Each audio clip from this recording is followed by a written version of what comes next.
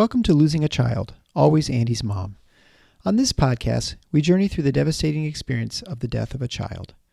Grief is seldom discussed openly in our culture, and the death of a child makes people feel even more uncomfortable. We approach the topic openly and honestly, speaking to people who have lost loved ones and experts who help care for them. Whether you are a parent experiencing loss or someone who wants to support another going through this tragedy, this podcast strives to offer hope and help.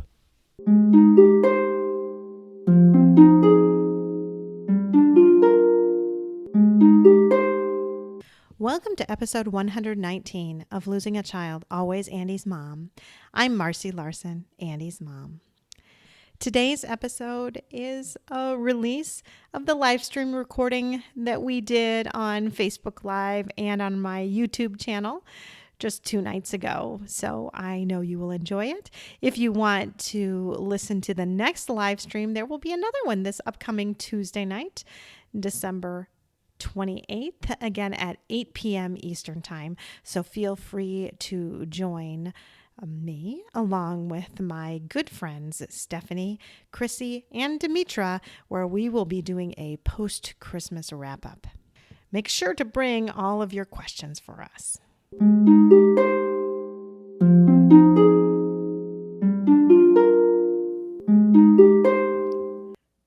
Hello, everyone. Welcome to our live stream. We are talking about little messages from heaven, or Godwinks, today. I thought it would be fun to call this Godwinks with Gwen. So welcome, Gwen. It's funny. Well, thank you. I've got like hair all over the place. I see it right now.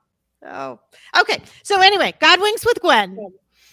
So today, I just feel like the holidays are such a hard time and Christmas is so challenging. I know I have found myself having real struggles right now. And this has been an ongoing thing. Now, this is my 4th Christmas without Andy. And every year I go through this struggle and these hard times. And so since I started doing the podcast 2 years ago, I thought we needed something uplifting this week. Yeah.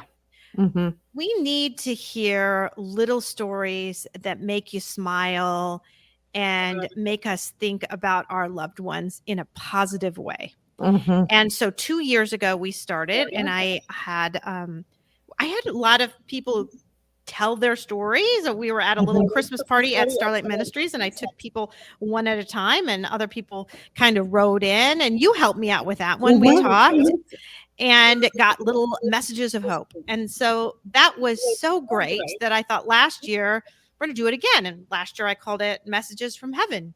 And then this year, now we've started doing these live streams. And I thought, let's do it again. I mean, but now I've got the fun alliteration of Godwinks with Gwen. That's funny. So here we go. I often thought about calling my business Grieving with God and Gwen. That would have been really pretty cool, actually. Yeah. Grieving with God and Gwen. I like it. Okay. All right. So I've got a first one is kind of a quick one, but I think it's really fun and just neat. So this was written in by Carolyn, and Carolyn actually was on the show a while back. I forgot to look up which episode she was, but she's Jimmy's mom. And she told the story of just something that happened to her recently. So she says, my odometer turned to 44,444, near where Jimmy left us. Spiritual angel number 4 is a sign from your angels that they are working hard on your behalf. Your angels are contacting you with a message about what you need to do and to achieve your goals. Therefore, open your mind and heart and prepare yourself to receive guidance. Oh, I just love that. How cool is that? That is awesome. And I love what she says at the end about opening up your heart and mind and to prepare. And I mean, I wasn't planning to say this, but as you read this came into my mind about even Mary in the story of, she opened up her heart to what the plan was for her, and she pondered those things. And I think sometimes, as grieving moms, just to ponder, and just to treasure those things and be open to them. And some of the stories tonight you have to be open for, right? And I think, how cool was it that she actually was paying close enough attention Right. to notice that she hit Mhm. 44,444 just Right. right as she was going past that spot on the road. I mean, Mhm. wow. Yeah. Anyway, I just It's love amazing. that. So it's funny because she wrote that. I don't even think she knew that we were going to do this episode. She just was writing to me about something else and Mhm. brought it up. And then I quickly wrote back to her asking if I could share it because I thought it was perfect. Yeah, that's great. All right. So we can go on to the next one. So the next one is an interesting story too. So the next one's actually, we have 3 from one person. Okay. So it's from Debbie. I don't know if Debbie's watching. If Debbie's watching, if you're watching, certainly jot something down in the comments if you're here, especially if you're here and I submitted your story and you submitted your story, pop in so we know that you're on so I can maybe do a little bit of an extra shout out. But anyway, Debbie wrote and has been writing quite a bit to me about her daughter, Naomi, which I love, by the way. You don't have to want to be on the show to write to me. I love writing to people, hearing people, sharing with people.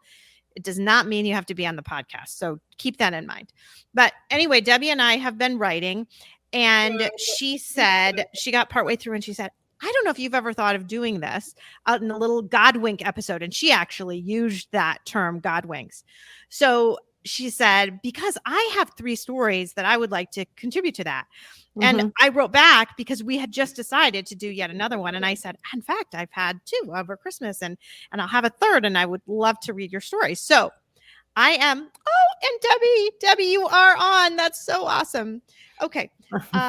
So anyway, I just wanted to be able to read these stories. And I think, Gwen, I'm going to have you start and read the first one. Okay. The first one or the second one that I had? I think you want me to read the first one about the dream? Yes. I think we had decided to do it the other way, but go ahead. Right. That's okay. Okay. Sorry. She was saying, in a dream, which Naomi walked through her old bedroom doorway. In my dream, I had woken up and gone down to her room to look in, something I did at night after she died, but saw a light coming from under the door. I ran upstairs and got Mike out of bed, and we both walked in, and there was an opening in the ceiling at that moment she walked in. I just stared and started crying, saying, "You're back. I have missed you so much. Tell us where you've been. How did the accident happen? Did you know?" This was so vivid. She was wearing an outfit she had worn at her graduation party, a white shirt and a pink skirt. What was different is she looked like she was so mature, older, I would guess, in her 30s. She smiled her eyes slightly, tearing, stepping towards Mike and I, hugging each of us at the same time. She looked at me and said, "Mom, I am okay. I love you." I could feel her forgiveness towards Mike and a deep love bond with me. She stared at me for a few moments and I woke up. I knew this was real. I had seen her and she was in heaven, but yet somehow with us too. No one can tell me differently. I immediately wrote down the details of this dream. Oh, that's just beautiful. It's a beautiful story. And I love when she said, "No one can tell me otherwise." One thing in starting this, and sometimes I always say to people, all these moms are the experts. I'm not the expert just because this is my career, right? But I will say that sometimes my 34 years of experience helps. And in this case, I can tell you that I have heard so many of these stories from so many people in all walks of life, every kind, to not believe that they're not true. And I tell people, don't let anyone tell you, because I think sometimes people might look at bereaved people and go, "Oh, no, didn't really happen. Yeah, she just wanted it to be there." So Yeah. Right.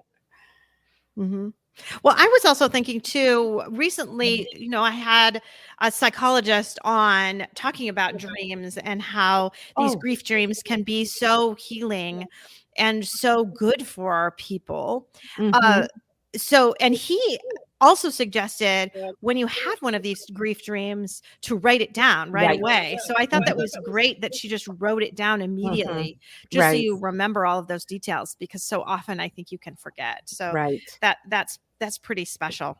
And down to the outfit. I love that too. Yes. Okay. So I will read her second story now, even though I think I originally assigned it to you. Sorry. But so the second was when I went to the cemetery. Her headstone had a well-known depiction of Madonna and child. She is holding the baby on her chest, looking up, and the baby is snuggled in with face visible. This was etched, painted in Vermont, and sent back here. When I first saw it, I said, there's adult lips on the infant. And I had given him my own personal print of this to go by. The granite company came back, took it out, and sent it back for a redo. So on a very difficult day, I went to the cemetery. No one else is there because she's in a newer part of the cemetery. I stood in front of the stone in so much raw, aching pain. I remember looking up to the blue sky, no clouds, and the beautiful sunshine, thinking, why? Why, God, after all we went through together, would you take her? Are you real? If so, why allow this to happen? I looked back down, and there in the corner of Madonna's eye was a drop of water coming down. It gives me chills to think of that now. Nowhere was there any water. It had not rained. I had not been crying or sobbing, just in so much pain and grief. In that moment, I realized God lost his son too. He does care. He does know the pain. And this was a reminder to me that she was with him. I see that so vividly when I think about it. Amazing. I mean, it's hard to even know what to say, isn't it?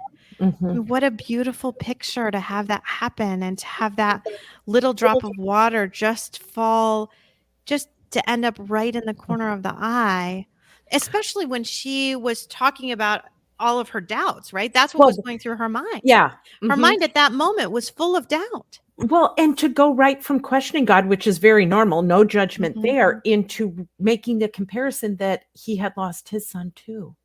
You know, I don't know. And I think not only that, but I also have had so many people tell me, you know, when I have these doubts on how could God let this happen, I always have to come back to the fact that God didn't want this to happen. God didn't want this accident to happen. And God is there crying with me.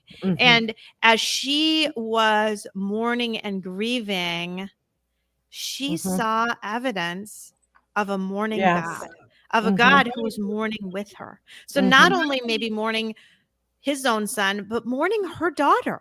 Right? Absolutely. I mean, just acknowledging that pain of that horribleness.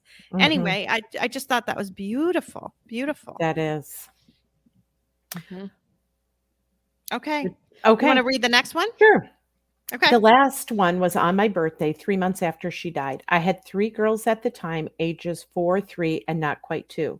I had asked Mike not to tell the girls what day it was. I wanted the day to pass.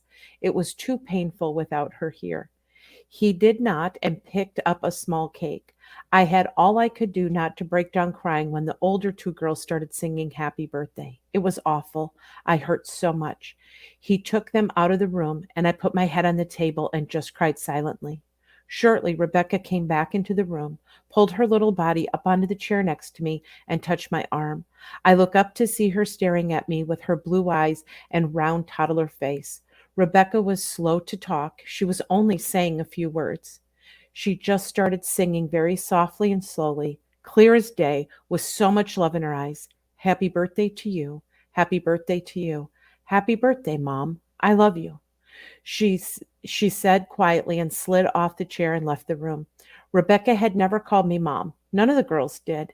It was always Mommy. Rebecca's voice was mature yet soft and so well spoken. I knew it was Naomi, utilizing her little sister's voice to remind me that she knew the day and loved me. I believe, no doubt, this was a sign. Oh.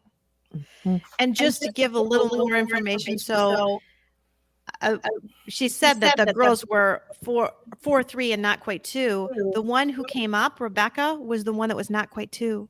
So she was less than 2 years old.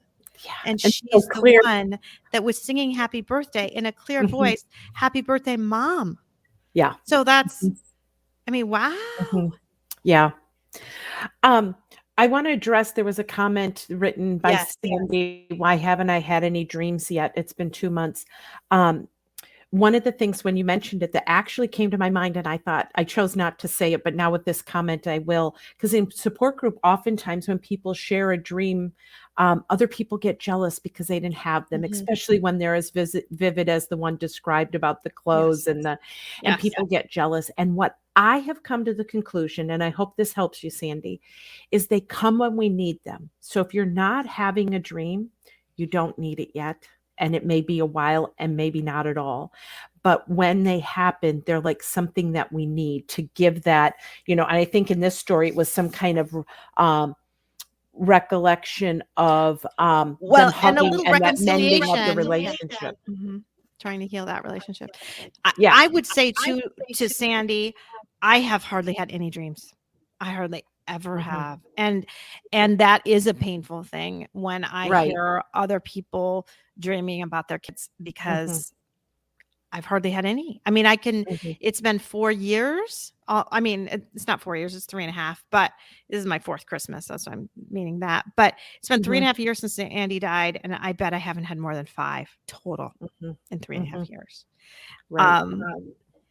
And it's hard because I want to have dreams, but the ones I've had, oftentimes, he's not been well, or it's been this sort of confusing thing. Like one time he was okay. And he actually said to me in the dream, "Remember when I was dead, Mom?"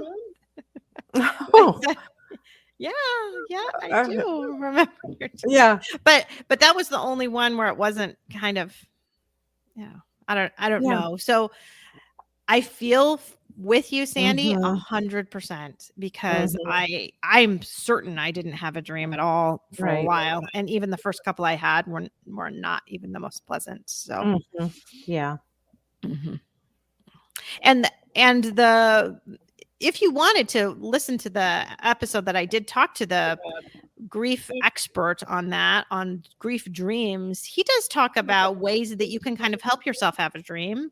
And that is to kind of almost script what you would like to dream about and think about it and write it down right before you go to sleep.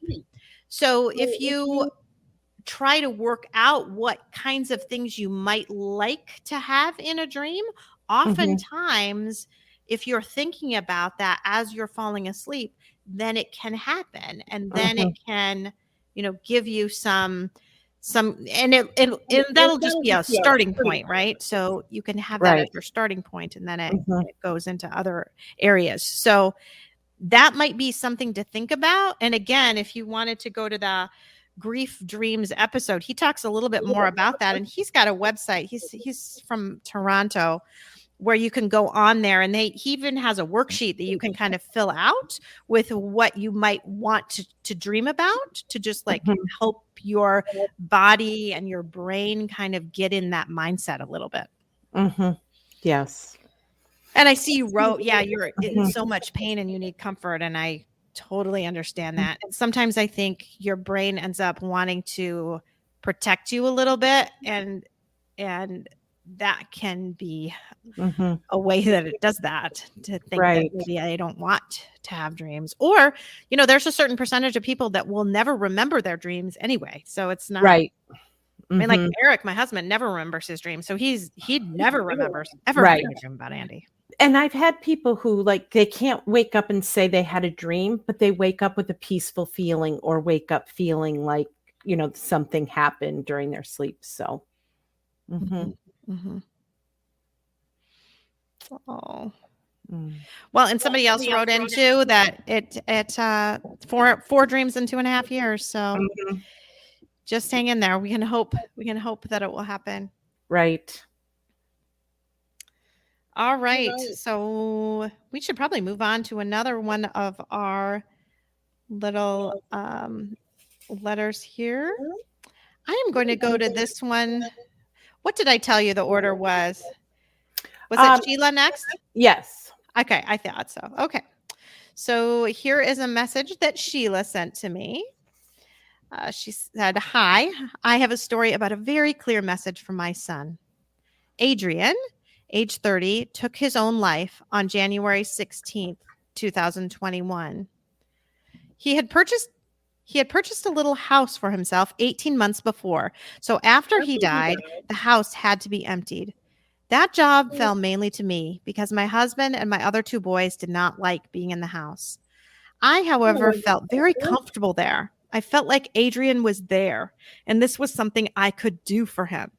I often talked to him there and always felt close to him when I was there.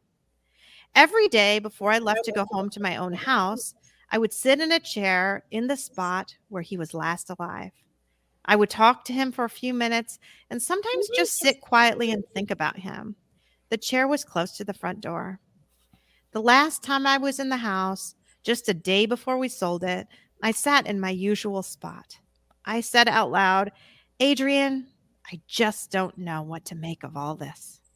At that moment, the front door blew open. I actually laughed out loud and said, "Okay, I get it. You think I should get out of here and move on." I know this can be explained away. It was a breezy day, and maybe I didn't close the door tightly when I came in. But I choose to believe it was a message from my boy. Yeah. And maybe it was a breezy day, but to happen at that moment, that wasn't a chance. Well, and just like the story you put up about all the days for that ball to fall in your yard, that's not a coincidence. I just heard it so much. Yeah. Well, actually, the next story that I was going to read was given by a mom to me, and she said, "Oh, please feel free to share this and talk about specific, things happening," because I'll just read it. Okay. Her son, he was an adult son, and he was ill, and she said that Rick's doctor had planned a family vacation in northern Michigan when he became more weak. She was reluctant to leave, but I urged her to go, telling her that her partners and her staff would take care of anything that Rick needed. So she left on a Friday, but by Sunday, she began to call every day between 5 and 6 p.m. to see how he was doing. So she What knew a dedicated doctor. Right. So she knew that he had went to Sparrow ER on Tuesday and that he was in ICU on Wednesday and Thursday. Then she called on Friday. He was dying. She hung up and immediately prayed for him and our family. She knew that he was in his last few minutes of life, and she also knew that he said that he was Catholic, but that he had always had some lingering doubts about the afterlife. So she asked God to give her some kind of sign or to give me some kind of sign that I know that he had made it to heaven. She was in a fairly rural area, but after she prayed, she looked down and noticed a shiny penny in the grass. She thought that it was an odd answer to her prayer, but when she came to Rick's visitation on Monday, she told me about the prayer and then showed me the penny, saying, "I don't know, is this a lucky penny?" And I told her that I knew exactly what it meant. And I told my 3 daughters to come over and see it. And one of them went to the photo boards that was at Rick's funeral and brought back this photo. It shows Rick standing in front of a pressed penny machine with a smile on his face and a look that we all knew very well. Whenever he visited a new place that he liked, if there was a pressed penny machine there, he would get that look on his face and ask, "Do you have a shiny penny?" Because he wanted to make a pressed penny as a souvenir of the occasion. I told her that he's letting us know he's in heaven and he likes it, and he is sending us a penny to let us know he's there. The only thing that surprised me is that he hadn't impressed the image of an angel on that penny. The doctor said that she had felt really strange bringing that penny to the funeral home, but I told her that she had received an answer to her prayer and that her faith was strong enough to follow through and give us the penny that meant everything to us. And she actually sent a picture of her son standing in front of a penny machine. Oh. Yeah. Oh, I just love that. So, when this woman said the door blowing open might have been the breezy day, it was a specific, I just believe it. I just do. A specific moment. It was perfect. Yeah. And that penny, I mean, to look down and then there's the penny. I mean, I'm kind of surprised the doctor picked it up. Great that she picked it up and then brought it to the funeral. I mean, I don't know that I would have been so bold as to bring it to the funeral, but clearly she felt something like, there must be some significance to this penny. And then it turns out it was hugely significant. And she had no idea. Right. Wow. Amazing. Wow. And I think I don't know. It's cool for me because to hear a story of a doctor like that. It actually reminds me of my mom. So my mom actually died on the 28th of December. So just 3 days after Christmas. She was in the hospital over Christmas. Her doctor, who had taken care of her for years, who also treated my dad's cancer, my grandpa's cancer, and my grandma's cancer. So he treated 4 members of our immediate family. He was on vacation and he wasn't there. And I remember the nurse coming in, because then she was discharged from the hospital to go to hospice to die. And she said that she was really glad that he was on vacation and he wasn't there, because she said she doesn't think he would have been able to handle it, because we were such a special family to him, having taken care of 4 Petersons. Right. That was my maiden name. To have to watch my mom die would have been too much for him to handle. So it almost was like, I mean, it was beautifully arranged timing all around, because I was in the middle of my junior year of college. And so I came home and I was home for college, and then I could spend the rest of Christmas break just in my grief, really. And then and the fact that he was on vacation and all of this. I mean, it's like sometimes things just work out in a certain way, timing wise. Right. Yeah. For what people need. Yeah. And being a physician yourself, I mean, just being tuned into, other doctors and how they, are touched by people's lives and are connected to their patients. I mean, that's something that because you live it. And I would imagine that the stories that you hear, you've heard so many people connections with their physicians and all of that it speaks to your heart specifically, I think. Yeah, I think it does. Yeah, I think you're right. Yeah. I did want to take a moment to say too, at some point pretty soon here, Dana, who was on the last broadcast, or the last podcast, I should say, last Thursday. So just 5 days ago now, Brogan's mom felt like she had a few extra things that she had kind of forgotten to say that she wanted to add to her story. And then she also had one of these little Godwinks stories that she wanted to share. So at some point pretty soon here, she will be popping in. So I think that will be happening in the next couple of minutes. She's been working. It was a good time to bring it up, because she works in medicine as well. And she works with kids with cancer. So she's just coming off a shift and going to be popping in and sharing. And she says she's here now. Let's see. So that was part of her story too, and the fact that she had done it and cared for so many people.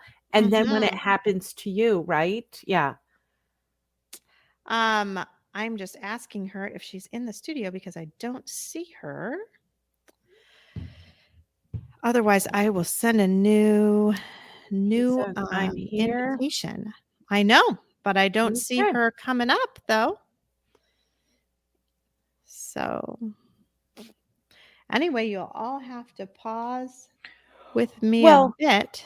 Okay. Well, do you mind if I just keep talking? Yeah, if you can keep talking, that'd be great. Well, partly because when Sandy wrote about being in so much pain and needing comfort, I want to address that, and the fact that Marcy was gracious enough for me to have a few minutes, and we were going to do this at the end, but I'll do it now while she gets Dana on, is that with my grief guide, so you go to grief-guide.com, it's a guided tour with videos through grief that won't take your pain away, Sandy, but having that information oftentimes helps bring comfort, because you're normal and you can get some tools and some things to help yourself through. So I was going to make the announcement that it's 50% off during this holiday season, and I don't want finances to be an issue for someone. So that could be a gift that she could gift herself, or ask someone to gift for her at this time of year. So if you want to help me, you can help me purchase that for my support. But the other thing that I just want to say is, if any of your listeners, I know they reach out to you and email you, that if they want to talk with me, they can email me as well. And I can let them know about resources, because it said here that it was her husband who died. And so somehow on a link or someone shared that we were doing this tonight. I have some resources on my page and would connect with her about resources for widows. So I want her to know that we do care and that we want to connect her to support. Oh, yeah. Well, I'm glad you took the time to do that. And it is amazing. I mean, just to tell people, those videos that you make are so helpful and so good. And Thank you. too, if finances are an issue for you too, I still Let us have a know. couple of the coupon codes left. I Okay. think I've given most of them away. Oh, here's Dana. So Dana is in now. So you can always email me if you would like a coupon code, because I have a few more left that I bought. Wonderful. Would love to gift to someone. Okay. I'm going to add Dana in on the stream right now. Hello, Dana. Hi, Dana. Hi. Okay, well, I guess I'll just start with the story that I was going to share about one time that I heard from Brogan, or I think I did. I have to start back when I was a kid. I grew up playing cards with my grandma and grandpa and aunts and uncles and cousins, euchre or pfeffer, and we were high rollers, betting nickels and quarters and dimes. And my grandpa died, I believe it was just 21 years ago, I think. And when he died, he said that he would drop dimes from heaven just to let us know that he's up there. And so kind of whenever we see a dime, we all think of my grandpa. And then it will be 4 years ago now that my grandma died. And she said, I'm going to one up your grandpa and drop quarters from heaven. Unless I don't like what you're doing, then I'm going to drop nickels. So it's kind of fun with all of our family to find quarters and nickels and dimes. And the summer before Brogan died, he and Lucy and Emmett, or Violet and Emmett, were sitting on our couch talking about that. They have lots of experiences with the quarters and stuff. And Brogan said, when I die, I'm going to drop big bills. And of course, okay, thanks, but didn't think I would ever be around to find any from him. So he died September of 2019. And in March of 2020, we were over at his friend's house. If anybody listened to my podcast, Brogan was carried from the church to the cemetery with a team of mules on a wagon ride to the cemetery. So we were over at his friend's house, who owns the mules, and we were just kind of out in their pasture hanging out. It was, like I said, March, so still snow on the ground, but starting to melt, just wet, muddy mess, terrible. And there was 3 families there. Everybody went up the hill back to the house first, and myself and Brogan's friend's dad, Pat, we kind of stayed down at the shack down in the ravine for a few extra minutes, putting out the fire and just kind of making sure everything was picked up. And he and I were down there with 2 mules, and we started riding them back up the hill 3 minutes after everyone else, up the same muddy, mucky, complete mess of a path. And Pat was ahead of me, just a few feet ahead of me, and out of the sky, a brand new, crisp, never ever touched, not a crinkle, not a speck of dirt on it, $10 bill floated down from the air. And I saw it hit the ground, and it could not have been there. Like it couldn't have been there for more than a second, because it would have been wet and muddy. And I mean, Pat jumped off his mule and picked it up, and it was, like I said, brand new. And there's just, to me, there's just no other explanation. Like 20 people just trekked through there and nobody saw it. I don't think so.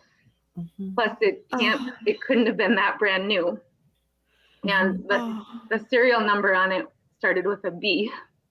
Oh, that is amazing. I love that. Oh, wow. Do you have it like framed? I do. Yeah. Okay. Yeah. So it's kind of funny. My friend Pat thought he saw, I saw it first, but I was speechless. I couldn't say anything. So he jumped off, showed it to me, and put it in his pocket. And then he had a conversation. Did he know? Did he know? No, he wouldn't have known the significance, nope, right? He didn't know. So I didn't say anything. And like 3 days later, I saw him, and he reached in and pulled it out of his pocket. And if you know Pat, he's just a hot mess. So he picked this crinkled, wrinkled up, ratty old $10 bill, and he's like, I should have given this to you because you're the one who found it. And then that's when I told him the story, and he was like, oh my gosh, why didn't you tell me that day? It should have been crisp and beautiful. Right. So I have it. I flattened it back out, but it's and Broken was probably looking down from heaven like, Mom, pick that up. I said that nice. I have to hit you in the face with it next time, Mom. Right? Yeah. Oh. Don't let somebody else take your $10. That was for you. So I think I have $50. I don't really remember the other. I found 2 20s. I don't remember them being as like significant. Well, it was. I mean, you can't get more dramatic than that. Yeah, that was just wow. Yeah. Oh, I love that, Dana. Yeah, thank you. I love that. And writing that down so your children know that, and other people, that's just a beautiful story to have as a treasure. Yes, it is. Yeah.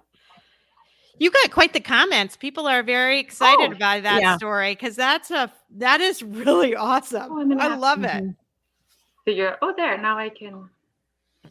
I'm just looking to see these. Now you can look and see them too, can't you? Okay. Yes. Now I can. Now you can. Awesome. Oh, I love it. I love it. So did you want to share a little bit more about Brogan too? Because I know we went through your story and you felt like some of that you didn't talk about. I don't know. I know I have to try to think of the email because I know that I did email you, and the write-up on your website was beautiful. And that's kind of everything that I didn't get to say. Oh, I think you were talking about right away. You were talking about how in the beginning, in those first days, just being, I guess I did sort of talk about it in the write-up too, about just being just so incredibly numb and that you felt like you maybe didn't express that in the way that you might have wanted to, about just how that is so normal, that to just feel like you can't really do anything, Yeah. Yes, exactly. Just completely shattered and autopilot. And it's just like, I don't even know how, but somehow you just do what you need to do without, I don't know, thinking. It's just so dark and empty. I'm terrible at explaining it, and maybe that's why I kind of skipped over it in my interview. It just, and like you just said, just normalizing that it's such an empty feeling. Yeah. I have a lot of parents describe it to me that they feel like they're doing what they need to do, but they're not really doing it. They're like watching an out-of-body experience. They're watching themselves function, but yet their heart and their minds are not functioning. Exactly. But somehow your body's on automatic doing that. That's out-of-body experiences. It's like you're looking in on someone else's life. Yes, exactly. It just is unreal. Yeah. And I remember you saying too, this was in a different email, about how, like some of the things you did and you helped and you could plan the funeral. And then when came time to like put the pictures together and do like a video and things like that, you just sat there. You were just like sat there. And I couldn't do any of that either. The video they put together, I don't know, they got stuff from my computer, our home computer somehow, and it's on like a flash drive. I've never even been able to watch it. And I didn't do it at all. I mean, a woman from my Bible study, who actually I didn't even know that well, did it for me. And And I just, as far as pictures, we didn't do a board. People went through my house and took down all the pictures I had of my kids and all the pictures I had of Andy and just put them up because I couldn't do anything else. I mean, to try to do that was just impossible for me. So that's what it happened in our house. Honestly, they just came off the wall and off of desks and off of places and just were put up. So you just can't. I mean, it's amazing that some people can. Yeah. To me. Yeah. More than like being disappointed in yourself for not being able to do it. I think the ones that can, that's amazing. But if you can't, that's honestly more normal. Yes. Yeah. I would. You were going to say something, Gwen. Yeah. It's more of a curiosity in how many people actually have videotapes of the funeral service or of, people have taken photos that they know are there if they need them, but really haven't had the need to watch them. But yet, that it's there if you need to, but it's like, you just don't remember a lot of that. But having that record of it, at least it makes us feel better that if I want to, but I'm just curious, many people I don't think feel the need to go back and watch that. It's too painful. Well, right. I think that's it. That's it, Gwen. It's the fear that it's going to be just too painful to do. Yeah. And that's what it has been for me. It's just that I'm just afraid that I'm not going to be able to. So. Same. I actually, one of my brother's friends, I don't even know who has it, but I know that my brother had someone record the funeral for me.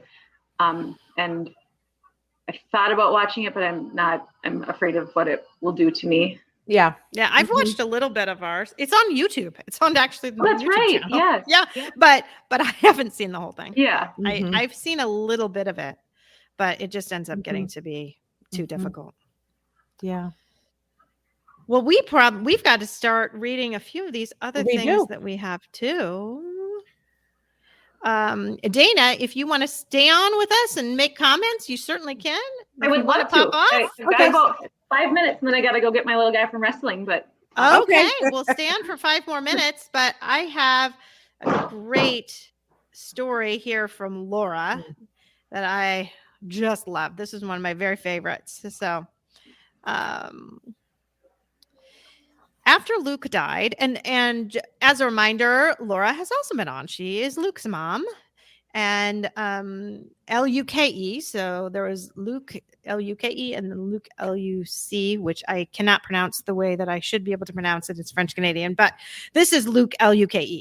So after Luke died, there was a full bright rainbow in the sky that afternoon.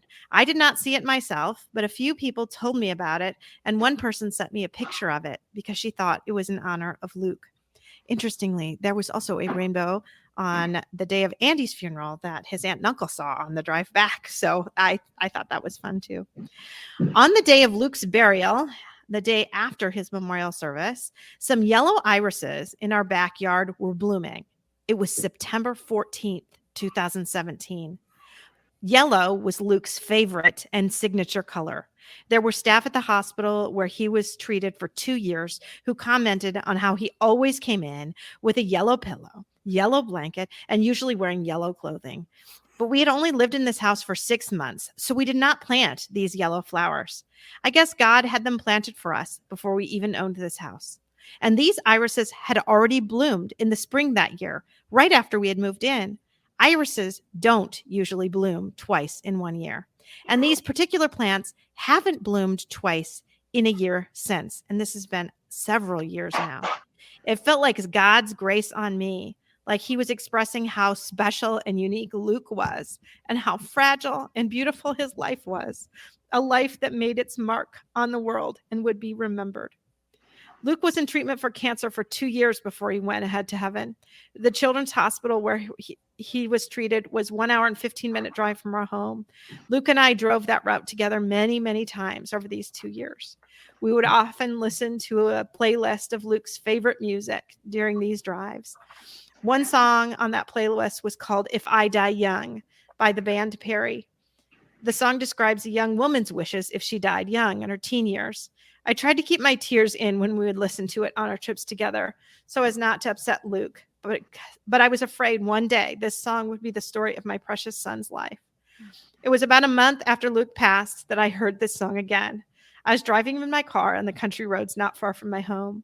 The first verse goes like this: Lord, make me a rainbow, and I'll shine down on my mother, and she'll know I'm safe with you when she stands under my colors. Oh, and life ain't always what you think it ought to be. Ain't even gray. She buries her baby, the sharp knife of a short life. Well, I've just had enough time. There was a curve in the road as this verse began. As I turned into the curve, I looked up and saw a brilliant rainbow peeking through the clouds. It had not rained recently and wasn't very big, but was so bright, peeking through the clouds, and it felt like God was doing exactly what the singer in the song was singing to me. God wanted me to know that Luke was indeed safe in heaven with him. I like to imagine how excited Luke would have been to get to shine like a rainbow on me while this very song that we had listened to together dozens of times played. I could almost see the joy and laughter in his face as I think about it. It says, thank you for reading about God's signs from heaven he sent me. I'm so grateful to you. Those were all just so beautiful. They were. I mean, to have those irises never bloom in September. Right. Yeah. Well, and how many times did we hear today in the stories, like it wasn't raining, and the one where that she was at the cemetery, and then this one, like, where did this come from? It came directly to us, like the $10 bill. It was meant for you. Oh, I know. Yeah. I know. It's beautiful. Dana, I know you said you had to leave soon, but I hope you were able to see the comment from Tama about how were you able to read that on the side there? Yeah. How your story. Yes, I actually just wrote down, I was reaching for a pen to write down her name to reach out to her after. Yeah. Thank you. We just have no idea how the message and how brave all of you moms and dads are who have shared your story, that you can help other people. And we're talking about hope tonight. And one of the things that I tell people about hope is you have to borrow it when you don't have your own. And one of the ways you can borrow it is from people who are further along in the journey. So you can ask them, tell me, and these people, so whatever your story gave hope to someone else, and everybody's story has just spoken to people, and I love that about this. All right, well, thank you so much, Dana. If you need to go to wrestling, you go ahead. Actually, my husband just ran out the door to get him, so good. So you're still with us a little longer. Good. Very good. Very good. Through my tears, I'm wondering if I have to.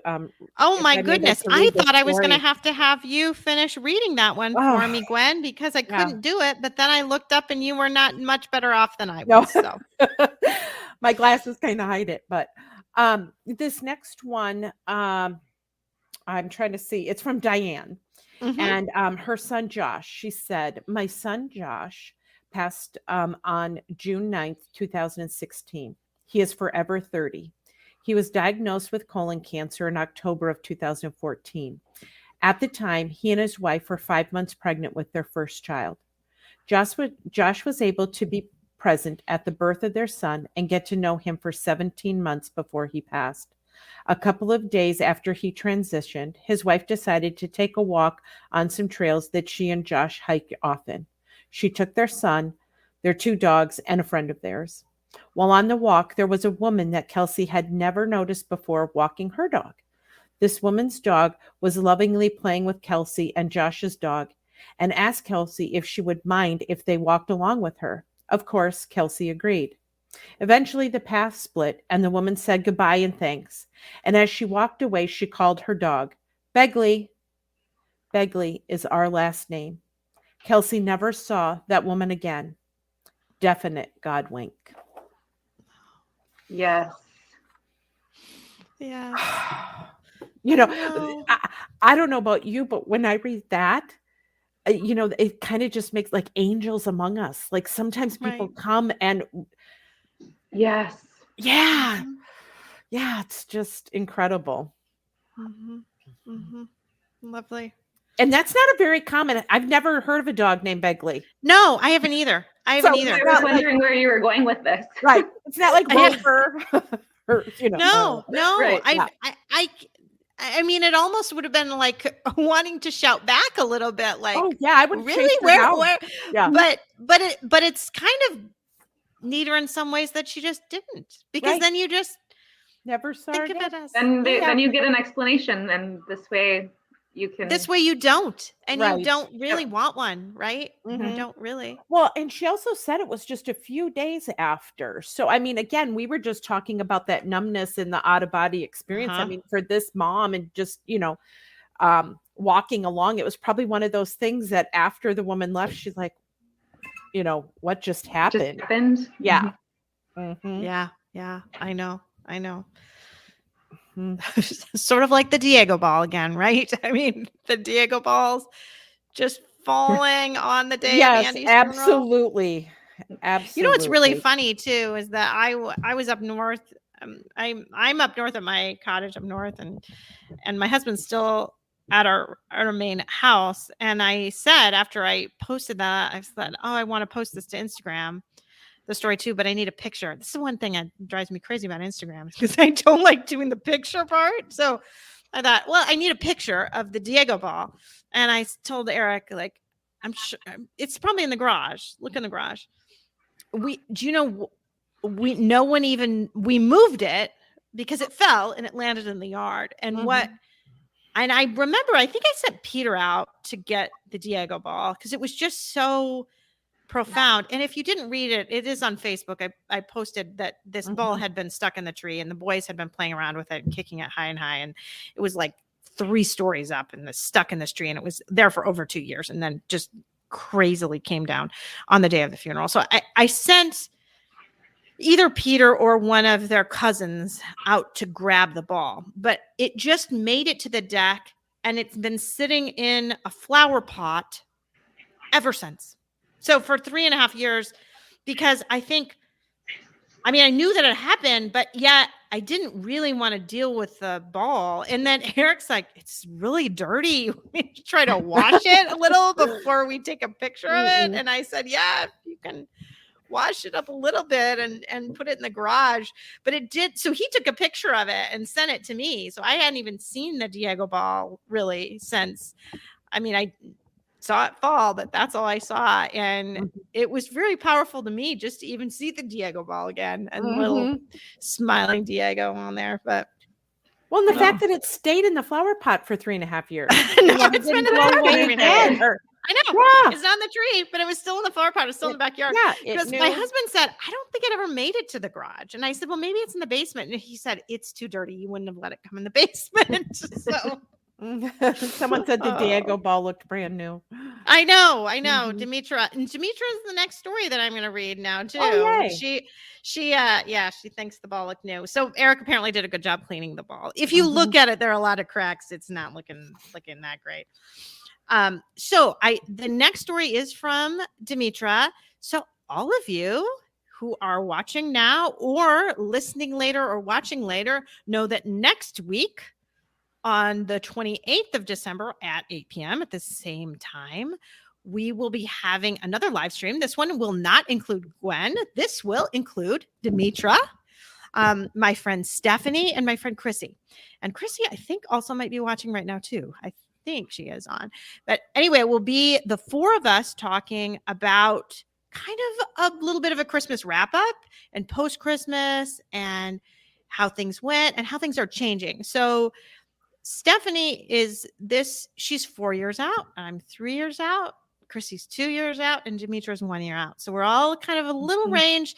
Nobody's real far yet, honestly, but it's just the 4 of us moms. We had 2 of us lost daughters, 2 of us lost sons, and we will just be kind of talking about how Christmas went and how things change and things like that. And also, if you have questions for any of those 3, because they've been guests on obviously before, feel free to come with those kind of questions as well. But for now, I have a story. I have a fun story from Demetra. So for quite a while, my friend Janita and myself have been envisioning a beautiful winter planter for Eleni's spot at the cemetery. We also felt we could convert this planter into a spring and summer one when the time comes. I had told Janita I had wanted what I had wanted, and she was on a mission to find it for me and her Queen Lenlen. That's what she likes to call Eleni. So anyway, Queen Lenlen. So after work one day, Janita yelled, "Come here, I found it." She'd been frantically searching for a while and now found the perfect planter for our little angel. I absolutely loved it. I said, "Where is it? And when can we see it?" Janita explained that she had found it on Facebook Marketplace and she was messaging the seller. I told her I can't go alone as I'm always very leery of these exchanges. She said, "We can see where it is and go together." The guy responded saying it was located and she gave the address. I knew that address sounded so familiar. And when he sent us a picture of where to go and see the planter, I realized that the unit was located right behind Holy Land Monuments, which is where she got Eleni's crown, which is her tombstone. So she calls it her crown. So it was right in the backyard of where she got the tombstone. It was simply meant to be. Janita and I could not believe that was the location where we finally found Eleni's new beautiful planter. It was as if she sent us there to get it for her. This was my sign that my sweet angel is still with us always. Mm-hmm. Oh, isn't Beautiful. that so special? It is. I love that. It's amazing. I know. I just love that. And I think when you were saying her friend's name, she also was one who commented that friend helped her with the pictures. Yeah. Up above. Mm-hmm. And as you're reading it, I'm like, friends through all of this, whether it's the pictures or they're just so valuable. They're just part of our treasures as well. And I think sometimes when we don't see a lot of Godwinks, we can look around to our friends and realize that just having them is a big treasure. And right. And honestly, that can be our Godwinks too. Exactly. Yeah. Right. That phone call that comes when you need it, or that text at that moment when you're like, oh, I'm hanging on and a friend texts you. It's like, oh, there it is. Mm-hmm. And you know what? It's interesting that you say that with Demetra specifically, because one day recently I had gone to an event, and it was the first event we'd gone to since the pandemic. And it was a ton of people, and I got almost an anxiety attack. I was just overwhelmed. I just had to get out of there. I ended up asking Eric if I could leave and just drive home, and he could get a ride home with someone else later because I couldn't stay. And I went in the car, but I knew I couldn't drive right away either because I was just so upset. And I sat down in the car sobbing now by myself. And suddenly Demetra writes me on Messenger. At that exact moment. I love it. It's the moment I needed because and she talked me up without realizing it. I didn't even tell her how bad I was for a little bit. Like, we had a little bit of an exchange because I was like, I don't really want to put this on her. And then we went back and forth a little bit. And then I kind of finally admitted that I was in a really bad place. And she brought me up to the point where I could drive home. I mean, it's amazing what, and that honestly was a Godwink. Absolutely. I mean, that she picked that exact moment. That was arranged. That was like arranged. So I love it. I love it. I do too. Absolutely. Well, totally we have almost no time here too. Oh, sorry, Dana. What were we going to say? I was just going to say, I totally agree with that. Kind of going back a little bit to my friends making poster boards for me at Brogan's funeral. They did so much more than that. And I'm really type A, and I wanted everything to be perfect, but I couldn't even give them my opinion. And they made like 3 or 4 beautiful shadow boxes, like not just pictures. They made one from all of his baseball stuff with his glove and jersey, and there were some pictures in it. They did another one with Boy Scouts things in it, and another one from a trip that we took. And it was like, they were gifts. They are gifts from God. And they just like, especially shown that particular night when we sat at my house. There was like 5 or 6 of them on my living room floor, working so hard at that. Yeah. It just, and the care and the creativity when you had none and they had it for you. I still cared so much about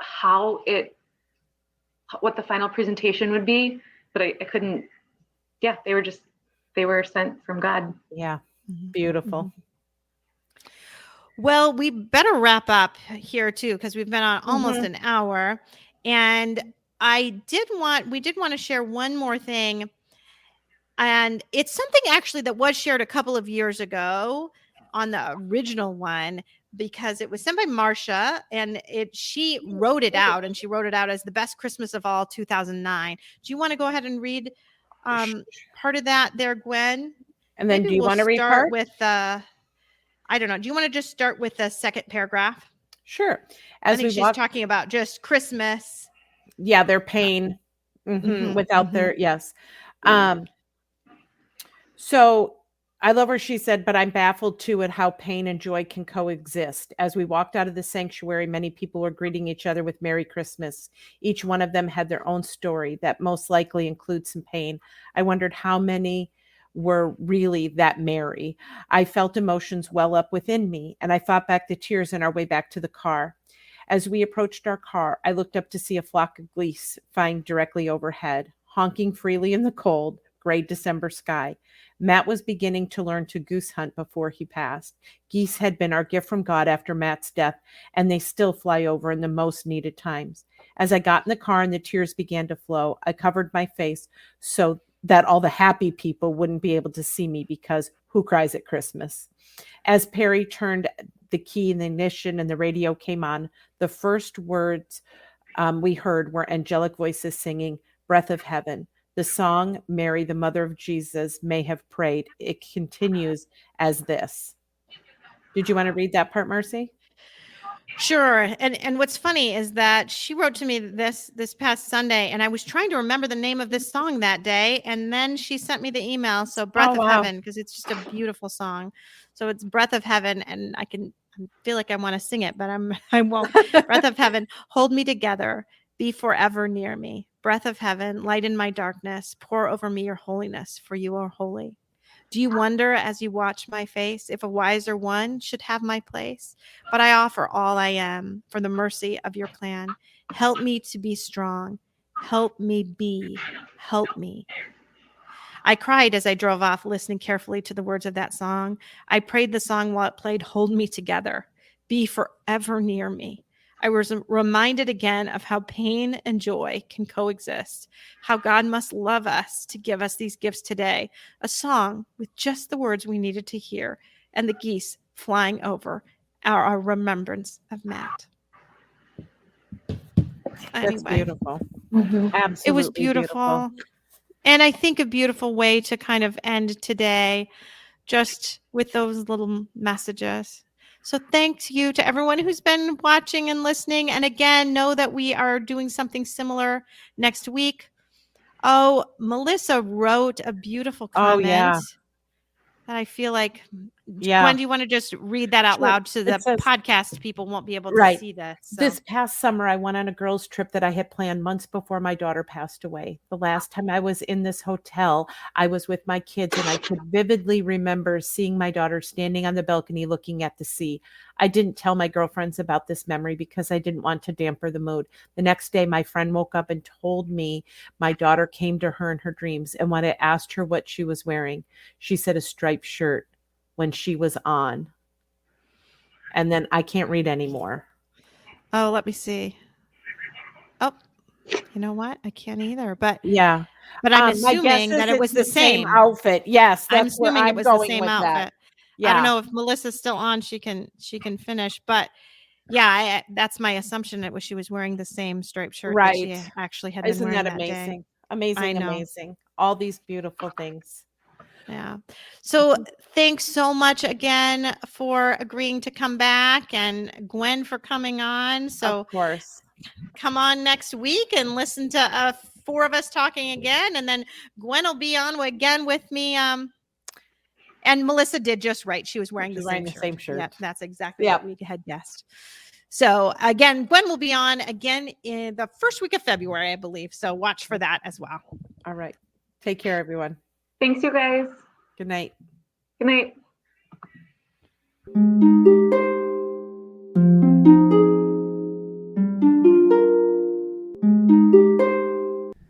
Thanks for listening to Losing a Child, Always Andy's Mom. Please subscribe to the show on your favorite podcast player. We are always looking for new show ideas. If you'd like to be a guest, know someone who'd be a great guest, or have a show idea, please email us at marcy@andysmom.com. Be sure to visit the webpage, andysmom.com, for more content, including Marcy's blog. There you can also sign up to receive updates via email. Together, let's work to inspire hope, one day at a time.